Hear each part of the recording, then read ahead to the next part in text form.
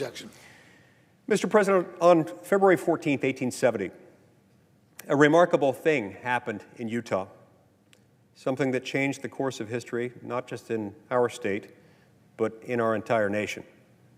Seraph Young, a 23-year-old school teacher, became the first American woman to cast a vote in a political election under an equal suffrage law.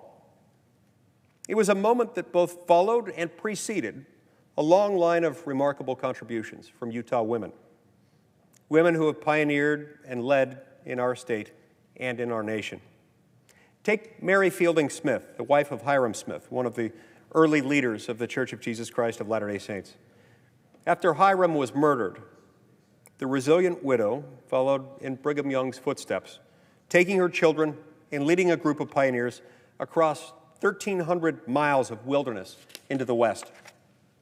Through a combination of faith and grit, she braved treacherous weather, a massive buffalo stampede, and a myriad of hazards, successfully leading the entourage to a settlement where they could build a new life and live in freedom.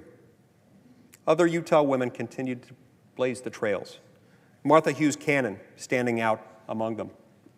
At a time when women rarely went to college, Martha aspired to be a medical doctor, earning a degree in both medicine and pharmaceuticals.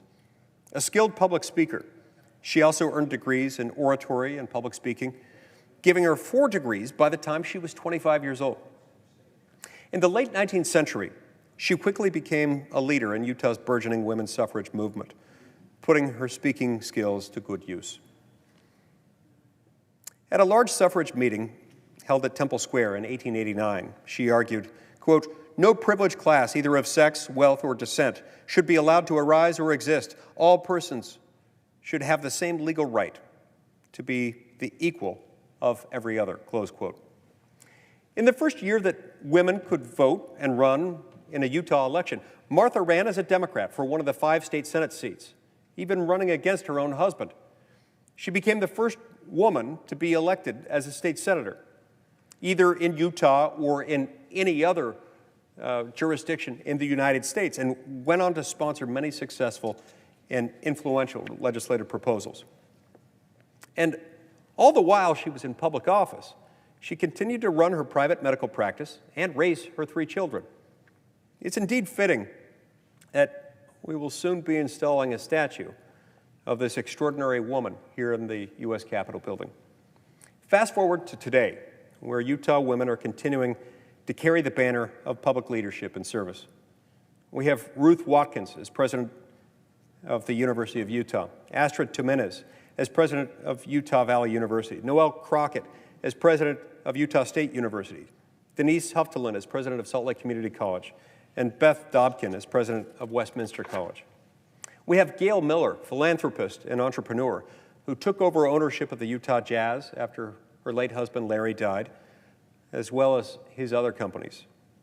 She's led the team and companies with exceptional grace, dedication, and success, and helped their philanthropic arm champion education, homelessness, and family causes. And we have Corinne Clark, president and CEO of Banyan, forging paths in Silicon Slopes and Utah's tech community. In all different capacities, in all different fields, Utah women are continuing to make invaluable contributions in our state and in our nation.